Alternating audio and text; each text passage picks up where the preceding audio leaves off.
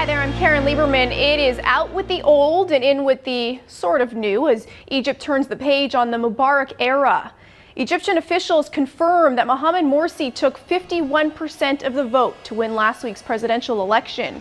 He may be a new face to the West, but his party, the Muslim Brotherhood, has deep roots in Egypt going back decades. The Brotherhood's goal is to implement an Islamic-style democracy in Egypt, but there's no telling what that might look like. But right now, Morsi will have to work out a plan with Egypt's military to decide who will actually run the country. Tariq Fatah, the founder of the Muslim Canadian Congress, shares his opinion of the Muslim Brotherhood with Sun News. These are fascists who would slit your throat without losing a smile on their face.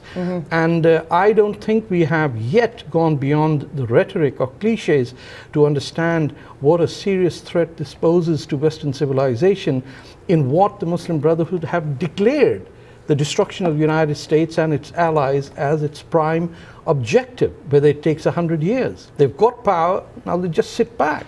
They'll watch the short attention span of the West disappear from one crisis to another, while they have been in the United States in the 1960s, even in Canada, creeping into political circles, in the newspapers, in the columnists, everywhere you see. Houchang Hassan-Yari is live in Kingston, Ontario, as a Middle East expert who teaches political studies at Queen's University, also Royal Military College. Houchang, good to have you with us again. Nice to be with you. Thank you. Given that the Military Council has recently, as recent as the last couple of days, curbed the powers of the presidency, what power does Morsi actually have in order to rule the country? Extremely difficult to say, because there is nothing really clear in this sense. We don't have the responsibilities of the president on the paper or precedent. As you mentioned in your introduction, Mubarak is gone. He had all power, but now we have the military in charge. So we will see how the negotiations between the elect president and the military council goes. But there are two ideas here, really. One is the popular legitimacy of the new president, and the other one is the old guard, the military, who remain in charge, and they are not in any hurry to get rid of their own power. So there is a possibility, if we don't see any kind of accommodation arrangement by the two parties, maybe a crisis will emerge, and then the result of that crisis would be extremely difficult, obviously, for this very nascent, really, exercise of democracy in Egypt. Houchang, we're showing some video there of celebrations in Tahrir Square, and there have been, great celebrations over the last little while. However, there's also this growing anti-brotherhood sentiment. It appears to be soaring. What's behind that? The problem is that the Brotherhood, they were extremely effective in helping the poor in the past many decades in Egypt, while the government did not take care of them.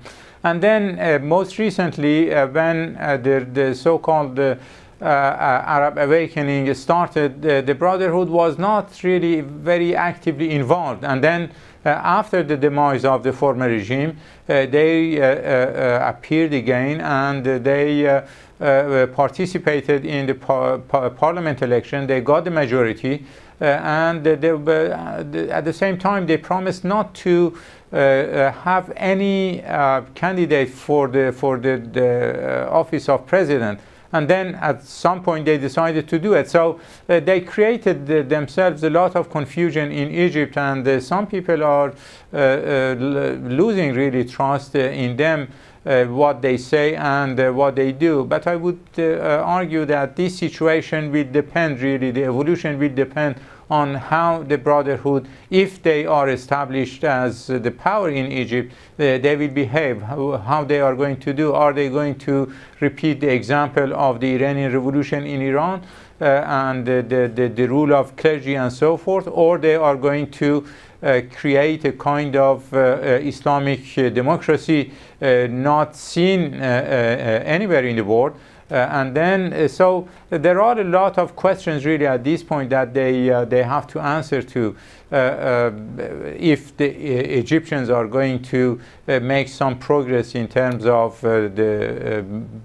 economic development, political development, and so forth. And those are the big challenges that he is facing right now. And I guess it's the unknown. Houchang Hassan-Yari, Middle East expert, always good to have you with us. Thanks for your insight today. Thank you very much for having me. Okay. Thanks.